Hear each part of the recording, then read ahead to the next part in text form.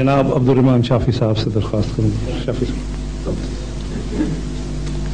عبدالرحمان شافی صاحب. شانی صاحب. شافی تخلص ہے آپ کا؟ نہیں، شانی ہے. شانی شانی. شاعر بھی ہیں آپ؟ شاعر بھی ہیں؟ نہیں، شاعر تو نہیں ہے، ویسے ہی ہے. بس یہ لفظ. حضور السلام علیکم جی. وعلیکم السلام. حضور، آپ کے نزدیک وہ کون سی شرائط ہے جن کو اختیار کرنے سے مسلمان امت میں اتحاد ہو سکتا؟ وہ شرائط ہم تو نہیں بنا سکتے، کیونکہ امت کے معاملات میں اللہ اور رسول بہتر جانتے ہیں. ٹھیک ہے نا؟ ہم کون ہوتے ہیں اپنی طرف سے نئی نئی شرائط بنانے والے؟ اس لیے یہ پتہ کریں کہ حضرت اقدس محمد مصطفیٰ صلی اللہ علیہ وآلہ وسلم کے سامنے جب خدا تعالیٰ نے امت کے اختلاف کے معاملے کھول دیے تو آپ نے کیا تجویز فرمایا؟ جو نسخہ آپ نے تجویز فرمایا وہی چلے گا. آپ نے اشارتاً بھی یہ نہیں فرمایا کہ مولوی مل کر اسلام کو اکٹھا کر لیں گے، بلکہ فرمایا کہ جب اختلاف ہوگا تو لوگ اپنے علماء کے پاس جائیں گے، کیا دیکھیں گے کہ وہاں سور اور بندر بیٹھے ہوئے ہیں. یہ بہت ہی ایک خطرناک علامت ہے جو اس زمانے کی رسول اللہ صلی اللہ علیہ وسلم نے آج سے 1400 سال پہلے بیان فرمائی. اب امت کا رسول اپنے علماء کو تو گالیاں نہیں دے سکتا. اس لیے یہ کیا بات ہے، عجیب حدیث ہے کہ جب اختلاف ہوگا اور بے چینی پھیل جائے گی تو لوگ لازماً علماء کی طرف جاتے ہیں، تم بتاؤ کیا کرنا ہے، تو وہاں سور اور بندر بیٹھے ہوں گے. جب قرآن کا مطالعہ کریں تو یہی بات یہودی علماء کے متعلق قرآن میں لکھی ہوئی ہے کہ ان کے علماء سور اور بندر ہو گئے، جس کا مطلب یہ ہے کہ بعض لوگ ایسے ہیں جو جب خدا تعالیٰ سے روبردانی کریں تو بندر نقالی کرتا ہے. کبھی دیکھیں دلہا بنا ہوا ڈگڈگی بج رہی ہے اور مگر دلہا تو نہیں بن جاتا وہ، اور سور فصلیں اگاڑتا ہے. اور یہی دو کام مولوی جب کرنے لگے تو اس کو اور کیا کہیں گے آپ؟ اس لیے حضرت اقدس محمد مصطفیٰ صلی اللہ علیہ وآلہ وسلم کے الفاظ پر گہرا غور کریں.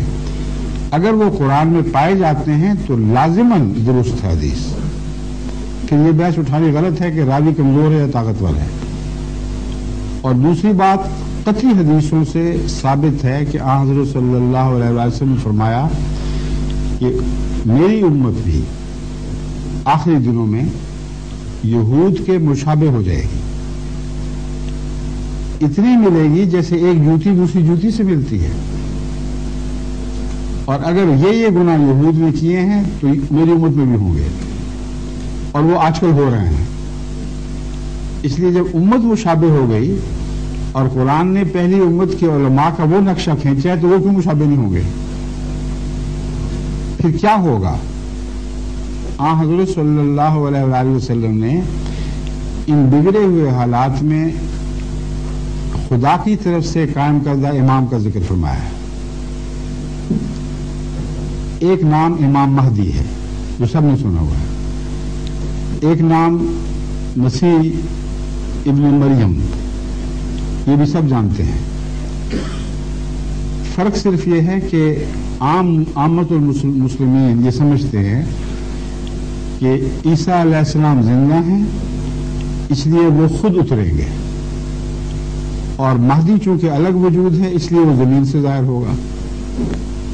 جب تک یہ واقعہ نہ ہو امت ایک ہو ہی نہیں سکتی. یہ دو ٹوک بات ہے. جب اللہ تعالیٰ نے اصدق الصادقین حضرت محمد مصطفیٰ صلی اللہ علیہ وسلم کو، جو قیامت تک کے رسول ہیں، ان کو خود یہ خبر دی ہو کہ جو اختلاف ہے، جو افتراق ہے، وہ امام کے ذریعے حل ہوگا، تو جتنی مرضی موومنٹ چل جائیں وہ سب جھوٹی ہیں.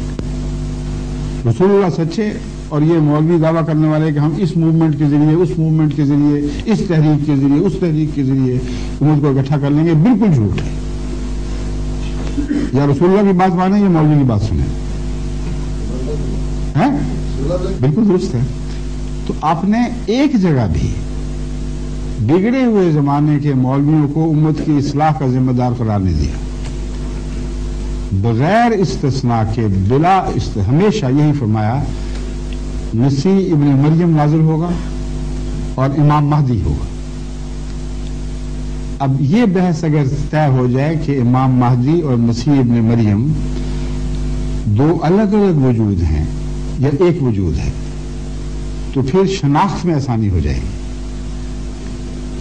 اب اس ضمن میں صحاح ستہ کی ایک حدیث ابن ماجہ کا میں حوالہ آپ کے سامنے رکھتا ہوں جو 1000 سال سے بھی پہلے سے طے شدہ کتاب ہے. احمدیت کا کوئی ذکر بھی نہیں آیا تھا اس وقت. اس میں یہ حدیث درج فرمائی ہے لل مہدی الا عیسیٰ. ابن ماجہ نے یہ حدیث درج کی ہے لل مہدی الا عیسیٰ، مہدی کے سوا اور کوئی عیسیٰ نہیں ہوگا. بات ہی کھل گئی. اگر وہ آسمان پر بیٹھا ہے اور مہدی کا زمین سے پیدا ہونا ثابت ہے تو یہ تضاد ہو جائے گا. اور عجیب بات ہے کہ ایک عالم دین نے بھی اس حدیث پر اس وجہ سے اعتراض نہیں کیا. قبول کیا یا کس کو شک بھی ڈالا تو یہ بحث نہیں اٹھائی کہ یہ کیسے ہو سکتا ہے، حدیث یقیناً جھوٹی ہے. عیسیٰ زندہ آسمان پہ ہے، مہدی نے زمین سے پیدا ہونا، ایک کیسے ہو گئے؟ تو اس کے مضمون کو قبول کر لیا گیا.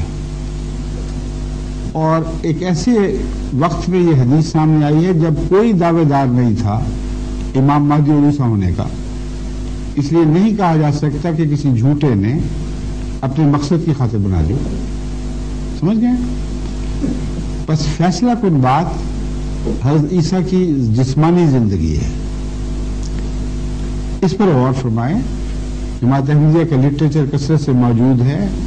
میری آڈیو ویڈیو کیسٹس میں بھی یہ مضمون بیان ہوا ہے. خالصتاً اللہ کے خوف کے نیچے یہ فیصلہ کرے کہ پرانے مسیح ابن مریم زندہ ہیں یا نہیں ہیں. اگر قرآن ثابت کر دے کہ وہ فوت ہو گئے ہیں تو پھر لل مہدی الا عیسیٰ کی حدیث کو خوب کھل کے سامنے آ جائے گی. پھر اس کا ایک لقب ہوگا امام مہدی کا عیسیٰ. پھر نزول کا معنی خدا کی طرف سے آنا ہوگا. جیسے کہ کتابیں ساری آسمان سے اترتی ہیں، نزول ہوتا ہے، مگر بنی بنائی جلدیں تو نہیں اتر رہی ہوتی. اترنے کا مطلب ہے اللہ کی طرف سے نازل ہوئی. نبی بھی نازل ہوتے ہیں. تو اس لیے لفظ نزول سے دھوکہ نہیں کھانا چاہیے. اگر فیصلہ ہو جائے کہ عیسیٰ علیہ السلام فوت ہو چکے ہیں تو پھر لل مہدی الا عیسیٰ کا مطلب ہے عیسیٰ کے سوا اور کوئی مہدی نہیں. مہدی کا ایک لقب عیسیٰ بھی ہوگا. کیوں؟ اس لیے کہ اس نے مسیحی دنیا میں ان کے عقیدہ صلیب کے خلاف جہاد کرنا ہے اور ایسے دلائل پیش کرے گا جس سے رسول اللہ صلی اللہ علیہ وسلم فرماتے ہیں وہ صلیب کی کمر توڑ دے گا. تو بات سمجھ آ جاتی ہے. ایک لقب دیا ہے تو کسی حکمت کی وجہ سے دیا ہے. بس یہ ہے جماعت احمدیہ کا عقیدہ. اور اگر کوئی اور بات آپ نے پوچھنی ہو یا مطالعہ کرنا ہو تو ہمارے علماء یا جو دوست آپ کو لے کے آئے ہیں وہ آپ کو کتابیں آڈیو ویڈیو جو چاہیں گے دے سکتے ہیں. ٹھیک ہے، شکریہ.